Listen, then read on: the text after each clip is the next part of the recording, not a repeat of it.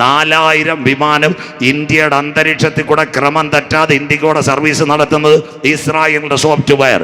പക്ഷേ ഈ കാര്യം ഇപ്പോൾ നടക്കത്തില്ല, ഇറാൻ തകരത്തുമില്ല. ഇന്നത്തെ ഇറാൻ ഇസ്രായേൽ വിഷയത്തിനകത്ത് ഒരു വെടിനിർത്തലുണ്ടാകും, തീർത്തുമുണ്ടാകും. നാളെ ഒരു വിഷയമുണ്ടായി കഴിഞ്ഞാൽ ഞങ്ങൾക്ക് സഹായം വേണം. അതിൻ്റെ ഇടനിലക്കാരനാ ഇന്ത്യൻ പ്രധാനമന്ത്രിയെ കയ്യിലെടുത്തു. എന്ത് സംഭവിച്ചു? എന്തിനാ ഒപ്പക്കിൽ നിന്ന് മാറുന്നത്? എണ്ണ ഇന്ത്യയിലേക്ക് കൊണ്ടുവരുവാൻ മോഡി സാറിന് പിടികിട്ടി. ഇനി നമുക്ക് അമേരിക്കയുടെ സഹായം വേണ്ട, റഷ്യ നല്ലത്. ആസം മുനീർ ട്രംപിനെ വിളിച്ചു പറഞ്ഞു, ചേട്ടാ നിങ്ങളുടെ ആണവായുധമല്ല ഇന്ത്യ കത്തിക്കുമെന്ന്.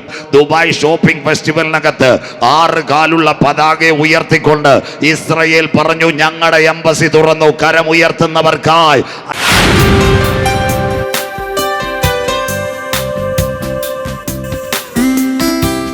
2025 ജൂൺ മാസത്തിൽ ഇറാനെ ഇസ്രയേൽ ആക്രമിച്ചു. ഇന്നത്തെ പശ്ചിമേഷ്യയിലേക്ക് വരാൻ പോവാ.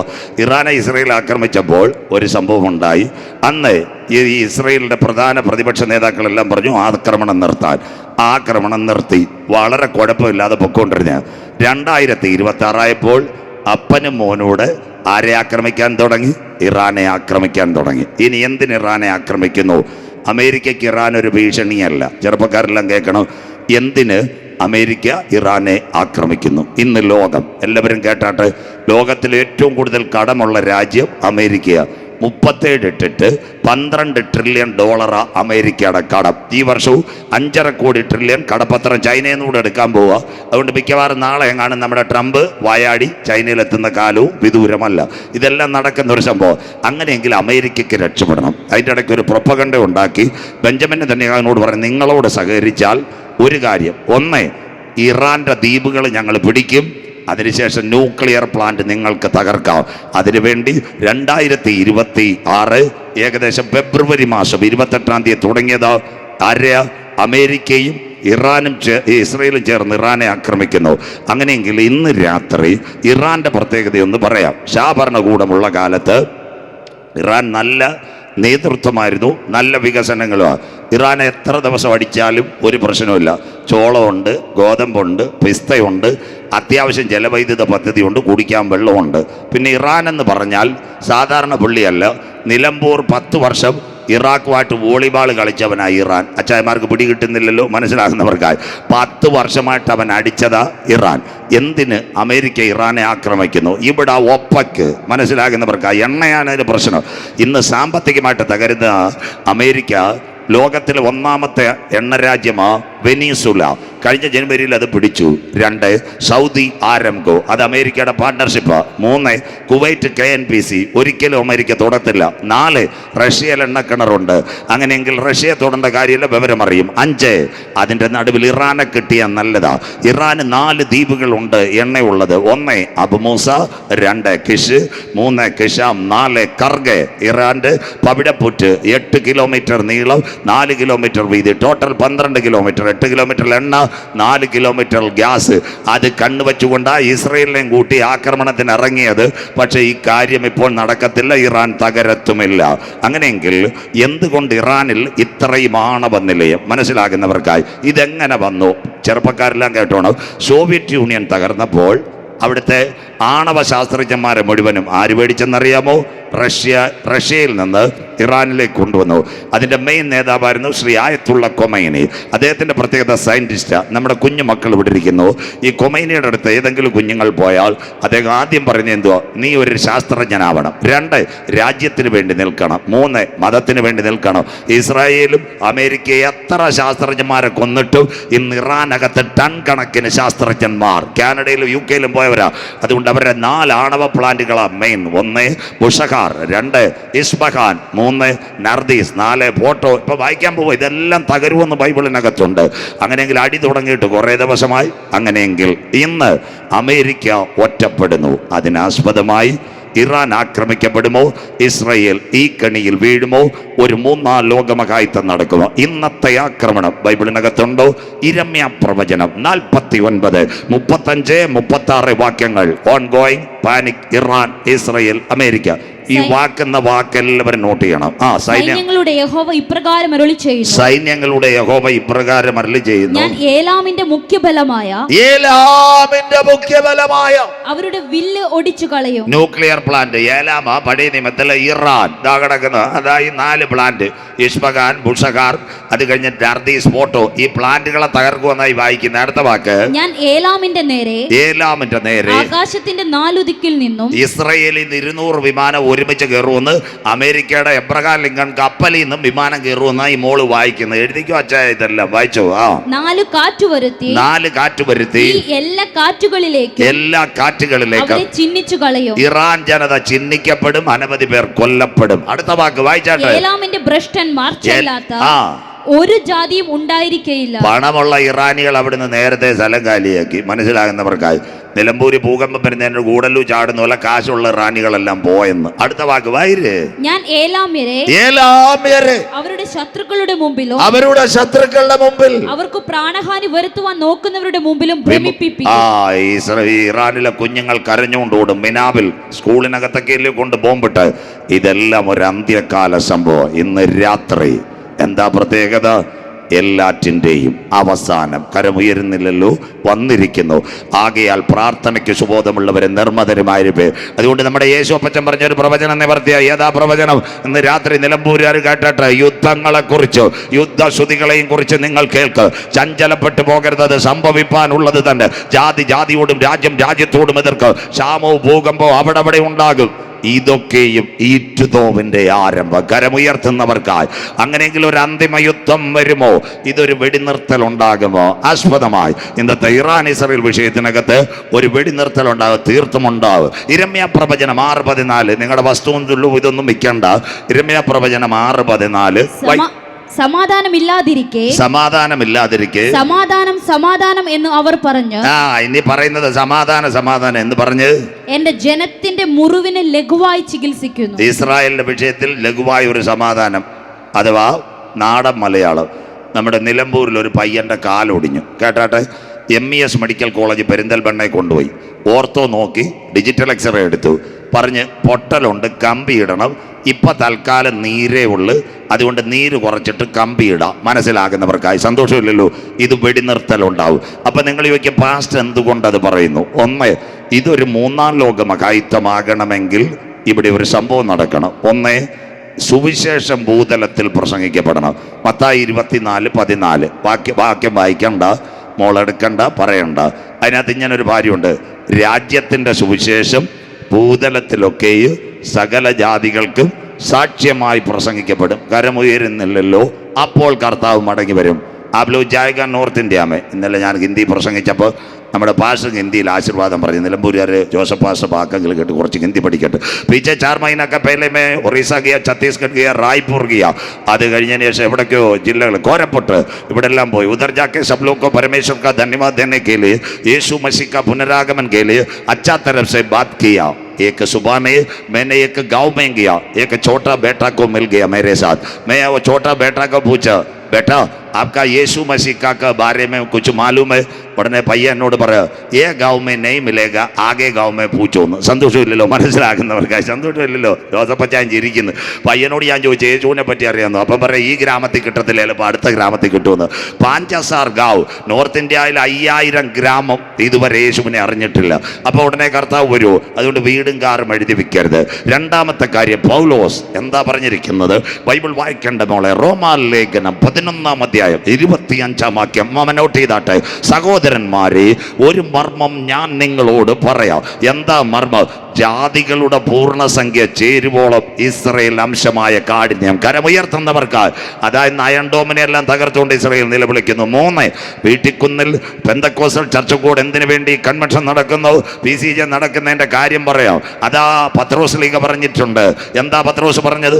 2 പത്രോസ് 3:9 വീട്ടിൽ ചെന്ന് വായിക്കണം. ചിലർ താമസം വിനാ വിചാരിക്കുന്നത് പോലെ. കരമുയരുന്നില്ലല്ലോ. കർത്താവ് തൻ്റെ വാഗ്ദത്തത്തെ നിവർത്തിക്കുക. അല്പം കൂടി ദീർഘക്ഷമ കാണിക്കുന്നത്.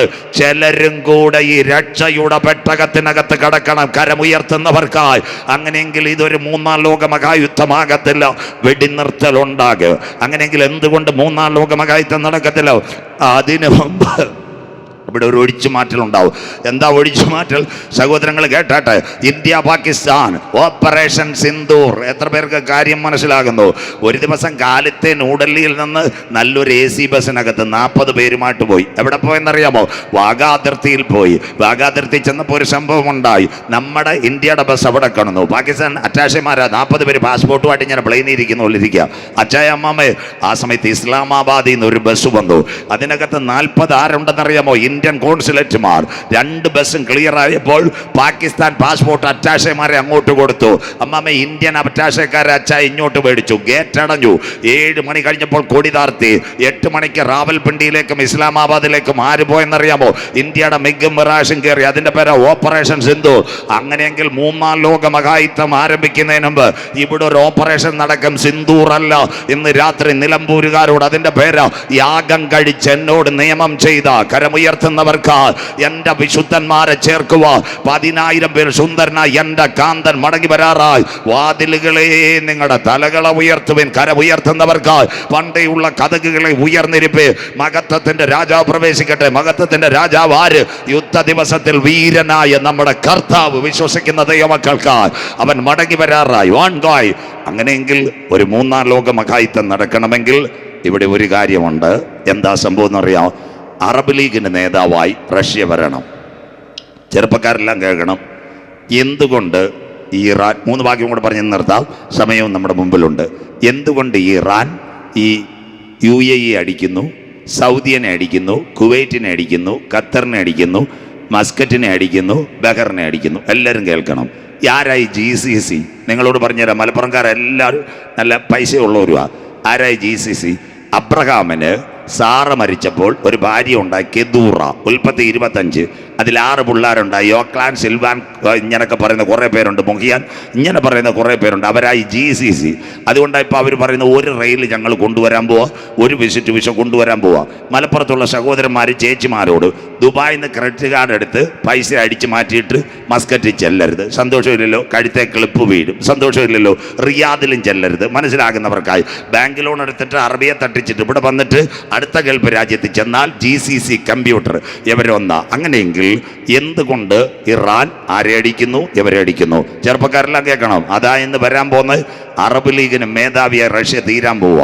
അതിലൊന്നാമതായി എല്ലാവരും കേട്ടാട്ട്, അമേരിക്കയിലേക്ക് ഇറാൻ്റെ ഒരു മിസൈൽ പോകണമെങ്കിൽ 11,500 കിലോമീറ്റർ വേണം.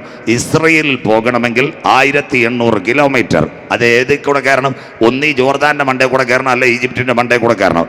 അത് ഇറാന് ഭയങ്കര ബുദ്ധിമുട്ടാണ്. ഈ ദിവസങ്ങളിൽ നിങ്ങൾ മനസ്സിലാക്കേണ്ട ഒരു കാര്യമുണ്ട്. കന്യാകുമാരി കടപ്പുറത്തൊരു ദ്വീപുണ്ട് ഇവൻ്റെ ബ്രിട്ടൻ്റെ. അതിൻ്റെ പേരാ ഡീഗോ ഗാർഷ്യ. നാളെ പറഞ്ഞുതരാം അതിനെപ്പറ്റി. അവിടെ വരെ അവർ മിസൈൽ അടിച്ചു. അപ്പോൾ അടുത്ത 5-6 പേര് കിടപ്പുണ്ട്. കറിയാച്ചാൻ, തോമാച്ചാൻ, അവറച്ചായ്, പൊന്നച്ചായ്, ശമുവേലച്ചായ്, കുഞ്ഞച്ചായ്. അതാ ഈ ഗൾഫ് രാജ്യങ്ങൾ. ഗൾഫ് രാജ്യങ്ങളെ അടിക്കാൻ കാര്യം പറഞ്ഞുതരാം. സൗദിയിൽ അമേരിക്കയുടെ അരംകോട് ചേർന്നൊരു ബേസ് ഉണ്ട്. അതിൻ്റെ പേരാ അൽ ഖർജ് ഇന്റർനാഷണൽ എയർബേസ് നമ്പർ 1. 2, കുവൈറ്റിൽ നിങ്ങളുടെ കുഞ്ഞുങ്ങളുണ്ടെങ്കിൽ അവർക്ക് എഴുതാം. അവിടെ അമേരിക്കയുടെ ബേസ് ഉണ്ട്, അൽ സലാം ഇന്റർനാഷണൽ എയർബേസ്. 3, അബുദാബി മുസഫയോട് ചേർന്ന് കിടക്കുന്ന അൽ ദഫ്ര അമേരിക്കയുടെ എയർബേസ്. 4, ഖത്തറിൽ കുഞ്ഞുങ്ങൾക്ക് എഴുതാം അൽ ഹുദ്ഹുദ് എയർബേസ്. 5, ബഹ്റൈനിൽ അമേരിക്കയുടെ 5ാമത്തെ കപ്പൽപ്പട കിടപ്പുണ്ട്. അത് കിടക്കുന്ന ജുബൈർ. അത് കഴിഞ്ഞതിന് ശേഷം 6, മസ്കറ്റ് താവളമില്ല. നിലമ്പൂർ ഡിപ്പോയിലെ കണക്ക് 2 കപ്പൽ മസ്കറ്റിൻ്റെ സൈഡിൽ കിടപ്പുണ്ട്. അതുകൊണ്ട് അവൻ ഇടയ്ക്കിടയ്ക്ക് ഡ്രോണേ ഉള്ളു. കര ഉയരുന്നില്ലല്ലോ. മനസ്സിലാക്കുന്നവർക്ക് സ്വോത്രം. എല്ലാം കേക്കമ്മാമ. ഇതെല്ലാം അന്ത്യകാല സംഭവം. എന്തിനാ UAE ബഹ്റൈനെ ഈ കട്ടി കൂട്ടിയിട്ട് അടിക്കുന്നതെന്ന് പറയാം. എന്താ കട്ടി കൂട്ടിയിട്ട് അടിക്കുന്ന കാര്യം എന്ന് പറഞ്ഞാൽ, UAE ബഹ്റൈനും പോയി അബ്രഹാം അക്കോർഡ് ട്രംപുമായിട്ട് ചേർന്ന് ആദ്യം ട്രംപ് വന്നപ്പോൾ വൈറ്റ് ഹൗസിൽ ഒരു കരാറുണ്ടായിരുന്നു. നമ്മൾ അവറാച്ചാൻ്റെ മക്കളാണ്. അന്ന് എന്താ ചെയ്തത്? UAE കരാർ ഒപ്പിട്ടു. അതിനുശേഷം ബഹ്റൈനും കരാർ ഒപ്പിട്ടു. അതുകൊണ്ടാണ് വെടിനിർത്തൽ നടന്നിട്ടും ഇന്നും UAE അടിച്ചുകൊണ്ടിരിക്കുന്നത്. അങ്ങനെയെങ്കിൽ UAEക്ക് പിടികിട്ടി. എല്ലാം അന്ത്യകാല സംഭവം. UAEക്ക് പിടികിട്ടി. ഇനി വലിയ രക്ഷയൊന്നുമില്ല. അതിന് ഒരു ദിവസം 3.5 മണിക്കൂർ എല്ലാ കോസുകാരും കേൾക്കണം. അന്ത്യകാലം 3.5 മണിക്കൂർ പിന്നെ അബുദാബിയുടെ ഷേഖ് സയ്യിദ് നഹിയാൻ എവിടെ വന്ന്? ന്യൂഡൽഹി എയർപോർട്ടിൽ വന്നു. ന്യൂഡൽഹി എയർപോർട്ടിൽ വന്ന് 3.5 മണിക്കൂർ കൈ കൊടുത്തു. പുള്ളിക്കാരൻ പോയി. എന്തുവാ സംഭവം എന്ന് ആർക്കും അറിയത്തില്ല. പറയാം, ഇസ്രയേലിനുമായിട്ട് പാത വെട്ടാനാണ് വന്നത്. സൗദി അറേബ്യ പാകിസ്ഥാന് കൈകൊടുത്തപ്പോൾ UAE പിടികിട്ടി നാളെ ഒരു വിഷയമുണ്ടായി കഴിഞ്ഞാൽ ഞങ്ങൾക്ക് സഹായം വേണം. അതിൻ്റെ ഇടനിലക്കാരനാ ഇന്ത്യൻ പ്രധാനമന്ത്രിയെ കയ്യിലെടുത്തു. എന്ത് സംഭവിച്ചു? കഴിഞ്ഞ ദിവസങ്ങളിൽ അയൺ ഡോം കരമുയർത്തുന്നവർക്ക് UAEക്ക് ഇസ്രയേൽ കൊടുത്തു. ഇന്ന് അമേരിക്കയുടെ സംവിധാനം മാറി. എന്താ സംഭവിക്കുക? UAEയുടെ മണ്ണിനകത്ത് ആദ്യമായിട്ട് ഇസ്രയേൽ അയൺ ഡോം കൊടുത്തു. എന്തിനാ? ഇറാനിൽ നിന്ന് വരുന്ന മിസൈലുകളെ തകർക്കാൻ. അതിൻ്റെ ഇടയ്ക്ക് മോഡി സാർ വേറൊരു പണിയും കൂടെ കാണിച്ചു. ഇന്ത്യക്ക് 2 ബുദ്ധിജീവികളുണ്ട്. അദ്ദേഹത്തിൻ്റെ പേര് ഒന്ന് ജയശങ്കർ, അതിനോടൊപ്പം തന്നെ അജിത് ഡോവൽ. അവർ അബുദാബിയുടെ അടുത്ത് പറഞ്ഞു ഒപ്പക്കിന്ന് മാറാൻ. എന്തിനാ ഒപ്പക്കിന്ന് മാറുന്നത്? എണ്ണ ഇന്ത്യയിലേക്ക് കൊണ്ടുവരുവാൻ. മോഡി സാറിന് പിടികിട്ടി ഇന്ത്യക്ക് ക്യാഷ് ഉണ്ടെന്ന് UAEക്കും അറിയാം. അതിനാസ്പദമായി അബുദാബിയിൽ നിന്നൊരു ലൈൻ വലിച്ചിട്ടുണ്ട്. ഫുജിറ. കുഞ്ഞുങ്ങളോട് ചോദിക്കണം, ഇവിടെ മലപ്പുറംകാരെല്ലാം ഗൾഫുകാരാ, കേട്ടോണം, അവരോടും പറഞ്ഞു കൊടുക്കണം. അബുദാബിയിൽ നിന്ന് ഒരു എണ്ണ ലൈൻ വലിച്ചിട്ടുണ്ട്. ഇവിടത്തേക്കാ ഫുജിറ. ഹോർമോസ് കടലെടുക്ക് വേണ്ട. ഗുജറാത്തിൽ നിന്ന് സലാല വഴി ഫുജിറയിൽ ഇറങ്ങാം, മനസ്സിലാകുന്നവർക്കായി. അതുകൊണ്ട് അബുദാബി ഷേഖിനോട് പറഞ്ഞു ഒപ്പക്കിന്ന് മാറാൻ എണ്ണ ഞങ്ങൾ മേടിച്ചോളാം. ഇതെല്ലാം അന്ത്യകാല സംഭവം. ലോകം 2 ചേരിയിൽ കരമുയർത്തുന്നവർക്കായി നാം പ്രതീക്ഷിച്ച സമയത്തേക്കാൾ രക്ഷ ഇപ്പോൾ അടുക്ക വാതിൽക്കലായി. അങ്ങനെയെങ്കിൽ ഇന്ന് അറബ് രാജ്യത്ത് എല്ലാ ചെറുപ്പക്കാരും കേൾക്കണം. അവിടെ സോഷ്യൽ മീഡിയ എല്ലാം കട്ട് ചെയ്യുന്ന കാര്യം, അതിൻ്റെ കാര്യം പറഞ്ഞുതരാം. ഷേഖുമാർക്കെതിരെ വിരോധം. ദുബായ് ഷേഖ് മുഹമ്മദിനോട് വിരോധം, ഷാർജ ഷേഖ് കാശ്മീരോട് വിരോധം, അബുദാബിയിലെ നഹിയാനോട് വിരോധം, പ്രിൻസ് സൽമാനോട് സൗദി വിരോധം, അത് കഴിഞ്ഞിട്ട് പിന്നെ ഇവിടെ ഖത്തറിലെ തമീമിനോട് വിരോധം. എന്താ അവർ പറയുന്നത്? കുവൈറ്റിലെ ജാഫറിനോട് അവർ പറയുന്നത് എന്താണെന്നറിയോ? അമേരിക്കയ്ക്ക് ഇവിടെ താവളം കൊടുത്തത് കൊണ്ടാണ് നമുക്ക് അടി കിട്ടുന്നതെന്ന്. കരമുയരുന്നില്ലല്ലോ അച്ചായ. അത് ഇറാൻ ഇടയ്ക്കിടയ്ക്ക് പറയുന്നത് ഞങ്ങൾക്ക് നിങ്ങളോട് വിരോധമില്ല, അമേരിക്കയ്ക്ക് താവളം കൊടുത്തുകൊണ്ട്. അങ്ങനെയെങ്കിൽ ഇപ്പോൾ ഒരു സംഭവം നടക്കുന്നു. നിങ്ങളുടെ കുഞ്ഞുങ്ങൾ മിഡിൽ ഈസ്റ്റ് പശ്ചിമേഷ്യയിലുണ്ടെങ്കിൽ കഴിഞ്ഞ ദിവസം BBC-യിൽ ഒരു സംഭവം വന്നു. എന്താ BBC-യിൽ ഒരു സംഭവം? മിറ്റ്സുബിഷി മോട്ടേഴ്സ്, മിഡിൽ ഈസ്റ്റിലെ ഏറ്റവും വലിയ ധനികന അൽഖത്തൂർ മോട്ടേഴ്സ്, അവൻ ഷേഖുമാരെക്കാളും കോടീശ്വരനാണ്. കഴിഞ്ഞ ദിവസം BBC-ക്ക് ഒരു അഭിമുഖം കൊടുത്തിട്ട് അവനാ പറഞ്ഞത്, ഇനി നമുക്ക് അമേരിക്കയുടെ സഹായം വേണ്ട, റഷ്യ നല്ലത്. കരമുയർത്തുന്നവർക്കായി അതാ എസക്കേൽ പറഞ്ഞത്. റഷ്യ നീ അവർക്ക് മേധാവിയാകും. കരമുയർത്തുന്നവർക്കായി അറബ് ലീഗിന് ഏറിയ നാൾ കഴിഞ്ഞ് നീ സന്ദർശിക്കപ്പെടും. ആളിനൊഴിഞ്ഞു പോകുന്നത് പല ജാതികളിൽ നിന്ന് ശേഖരിക്കപ്പെട്ടതുമായ ഒരു ദേശത്തേക്ക് നീ ഒടുക്കം വന്നു ചേരും. അതാ ഇസ്രായേൽ പർവ്വതനിര. അതിൻ്റെ പേരാ 3ാം ലോകമഹായുദ്ധത്തിൻ്റെ ധ്വനി. അതാരംഭിക്കുന്നതിന് മുമ്പ് രക്ഷിക്കപ്പെട്ട് മാനസാന്തരപ്പെട്ട് അനുദപിച്ച് മുങ്ങിസ്നാനമേറ്റ് പരിശുദ്ധാത്മ ശക്തിയിൽ ആരാധിക്കുന്ന ദൈവമക്കളെ ചേർക്കാൻ 10,000 പേർ സുന്ദരനായി എൻ്റെ കാന്തൻ മടങ്ങി വരാറാ. വീട്ടിൽ കുന്ന് വായിക്കുന്നവൻ ഭാഗ്യവാ, വായിച്ച് കേൾപ്പിക്കുന്നവൻ ഭാഗ്യവാ, പ്രമാണിക്കുന്നവൻ ഭാഗ്യവാ. സമയം അടുത്തുപോയി. ഇനി നിങ്ങൾ കാണാൻ പോകുന്ന ഞാൻ വന്നില്ലേലും ഗൾഫിലെ ഷേഖുമാർ ഒരുപാട് പേര് താഴെ പോകും. ജനം അവിടെ ഭയങ്കര വിരോധാച്ചായ സ്വോത്രം അമേരിക്കയെ പുറത്താക്കാൻ.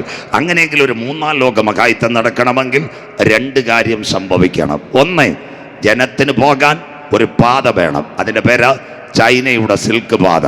അങ്ങനെയെങ്കിൽ 3ാം ലോക മഹായുദ്ധം വരുന്നതിന് മുമ്പ് സിൽക്ക് പാത ഒരുങ്ങണം. ബൈബിളിനകത്തുണ്ടോ ചൈനയുടെ സിൽക്ക് പാത? ചൈന ഇത് സോഫ്റ്റ് കൺവെയറായിട്ട് അത് കൊടുക്കുന്നു. വായിക്കുന്നു വെളിപ്പാട് പുസ്തകം 16-ാം അധ്യായം 12-ാമത്തെ വാക്യം വായിക്കാം. അല്ല പിന്നെ മോളെ യെശയ്യാ പ്രവചനം 49:12. മോനെ ഇത് നോട്ട് ചെയ്യണം. ചൈനയുടെ സിൽക്ക് പാത വരുന്നു.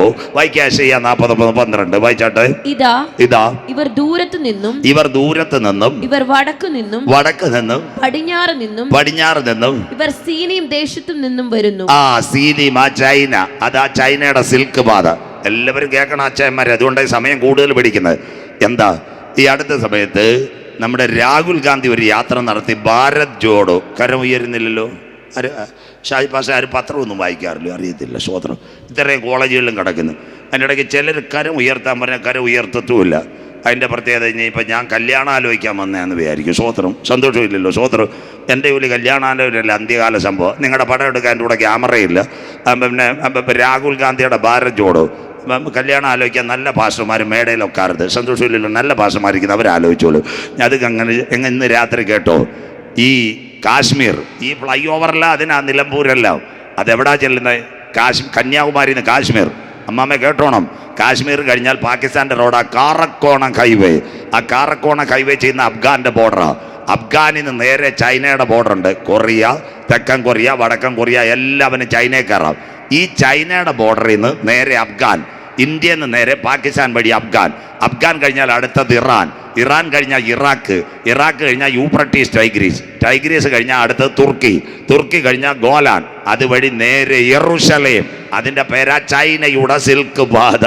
ഈ യെറൂശലേമിലെത്താൻ റഷ്യയുടെ വടക്കേ അറ്റത്തു നിന്നും നേരെ യെറൂശലേമിൽ വരാം. അങ്ങനെയെങ്കിൽ ചൈനയുടെ സിൽക്ക് പാത റെഡി ആയിക്കൊണ്ടിരിക്കുന്നു, സോഫ്റ്റ് കൺവെയർ. അങ്ങനെയെങ്കിൽ ഈ പ്രശ്നം വരുമ്പോൾ മോൾ ഒരു വാക്യം കൂടെ വായിക്കാൻ, 2 വാക്യം കൂടെ കഴിഞ്ഞ് ഇന്ന് നിർത്താൻ ബാക്കി നാളെ. അതിൻ്റെ അർത്ഥം എന്ന് പറഞ്ഞാൽ അറബ് ലീഗ് എല്ലാം ഒരുമിക്കും, ഈ റോഡുകളും ഒരുമിക്കും. ആ കാലത്ത് ഇസ്രയേൽ ഒരു വിഷയമില്ലാതെ പോകും. യെശയ്യാ പ്രവചനം 19, 23, 24 എല്ലാവരും ഒന്ന് എടുത്താട്ട് അന്നാളിൽ വായിച്ച മോള് ഈ വാക്യം ഒന്ന് എടുത്താട്ട്, ഇത് തരാത്ത വാക്യം ഒന്ന് എടുത്തു. യെശയ്യാ പ്രവചനം 19-ാം അധ്യായം 23, 24 വാക്യങ്ങൾ വായിക്കാം. ഉറപ്പുള്ള സ്ഥലത്ത് ഒരാണി പോലെ ഞാൻ അവനെ തറയ്ക്കും. അതിനുശേഷം അല്ലയോ, അന്നാളിൽ അശൂര്യർ മിസ്രൈമ്യരുമായി ആരാധന കഴിക്കും, ഇസ്രായേൽ ഭൂമിയുടെ മധ്യ ഒരു അനുഗ്രഹം. എൻ്റെ പെൻഡ്രൈവ് ഇച്ചിരി സ്ലോയാ, ഇപ്പൊ എല്ലാം ഓർമ്മ വരുന്നില്ല. മക്കൾ നിർത്താട്ടെ. യെശയ്യാ 19, 23, 24 ഒന്നുകൂടെ. അന്നാളിൽ ഉറപ്പുള്ള സ്ഥലത്ത് തറച്ചിരുന്ന ആണി ഇളകിപ്പോകുമെന്ന് സൈന്യങ്ങളുടെ യഹോവ അരുളി ചെയ്യുന്നു. അടുത്ത വാക്യം, അത് മുറിഞ്ഞു വീഴുകയും. യെശയ്യാ പ്രവചനം ഒന്നെടുത്താട്ട് മോളെ 19 ആണോ 21? ഇന്നിപ്പോ 49, 12 അല്ലേ മക്കൾ വായിച്ചത്? 19 യെശയ്യാ 19, 21, 20. അന്നാളിൽ ഇപ്പഴാ ശരിയായത്, ഇപ്പഴാ റെഡി ആയത്. പെൻഡ്രൈവും കമ്പ്യൂട്ടർ ഇപ്പോൾ ശരിയായി, സോഫ്റ്റ്വെയർ. വായിക്കാം അടുത്തത്. നിന്ന് അശൂരിലേക്ക് ഒരു പെരുവഴി ഉണ്ടാകും. കിടക്കുന്ന അറബ് ലീഗ് എല്ലാം ഒരുമിക്കുമെന്ന് അച്ചായ ഇത് വായിച്ചത്. അടുത്ത വാക്ക് മോള് വായിച്ചാട്ടെ. അശൂര്യർ മിസ്രൈമിലേക്കും മിസ്രൈമ്യർ അശൂരിലേക്കും ചെല്ലും. അറബ് ലീഗിന്റെ 57 രാഷ്ട്രങ്ങൾ ഈ വിഷയത്തിൽ ഇടപെടും. അതാ ഇന്നത്തെ ഗാസ ഇസ്രായേൽ വന്നപ്പോ അവർ കൊടി ഉയർത്തി. അടുത്ത വാക്ക്, മിസ്രൈമ്യർ അശൂര്യരോട് കൂടെ ആരാധന കഴിക്കും.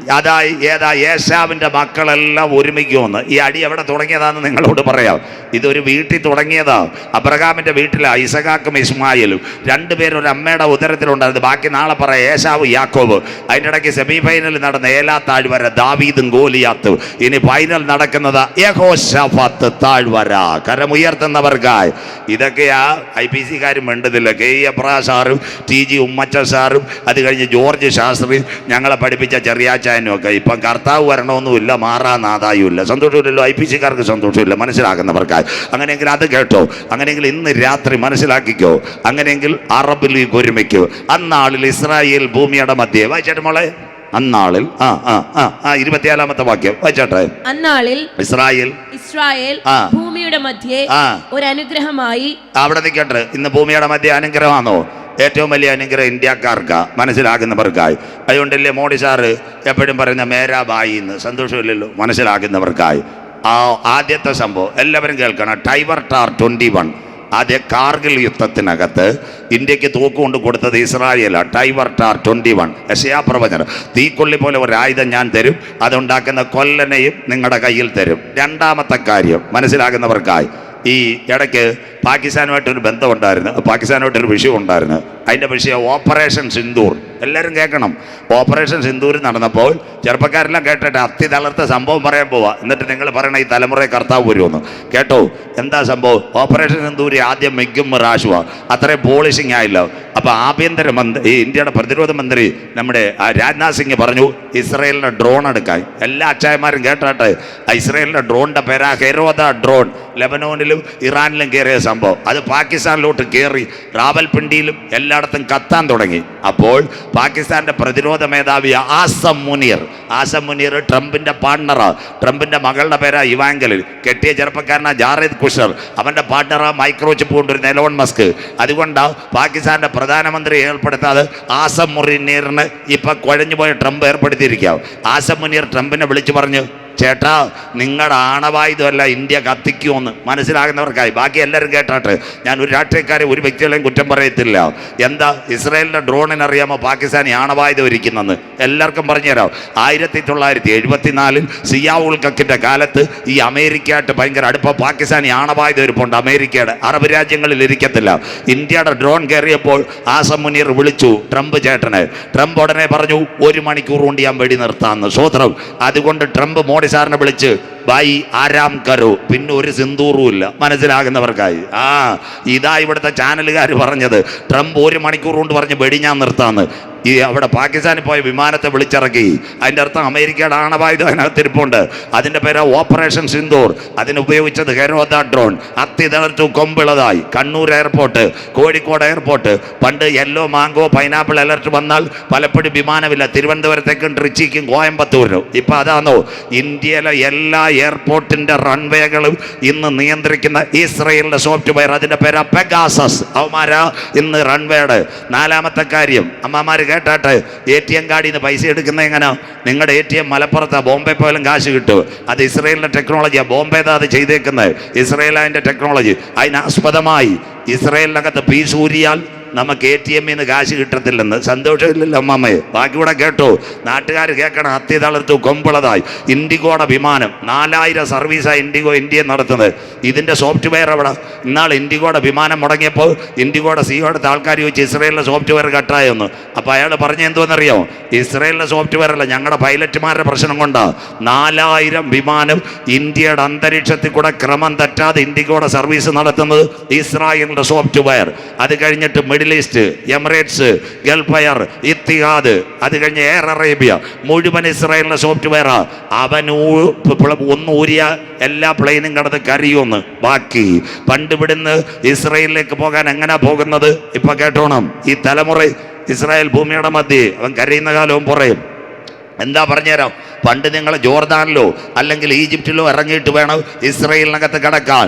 ഇന്ന് കരിപ്പൂരി എമിറേറ്റ്സിൽ കയറിയ ദുബായ് ഇറങ്ങി ഒരു ചായയും കുടിച്ചു കഴിഞ്ഞാൽ അരമണിക്കൂറിന് ആ പ്ലെയിൻ എടുക്കും. 1 മണിക്കൂർ കൊണ്ട് ഇസ്രായേലിൽ ഇറങ്ങും. കരമുയർത്തുന്നവർക്കായി ഇത്തിഹാദും ഇറങ്ങും, എയർ ഇന്ത്യ ഇറങ്ങും, ഫ്ലൈ ദുബായ് ഇറങ്ങും. ബാക്കി നിങ്ങളുടെ ഗൾഫിലെ കുഞ്ഞുങ്ങളോട് ചോദിക്കണം. 2019 കോവിഡ് നടക്കുമ്പോൾ ദുബായ് ഷോപ്പിംഗ് ഫെസ്റ്റിവലിനകത്ത് 6 കാലുള്ള പതാക ഉയർത്തിക്കൊണ്ട് ഇസ്രയേൽ പറഞ്ഞു, ഞങ്ങളുടെ എംബസി തുറന്നു, കരമുയർത്തുന്നവർക്കായി.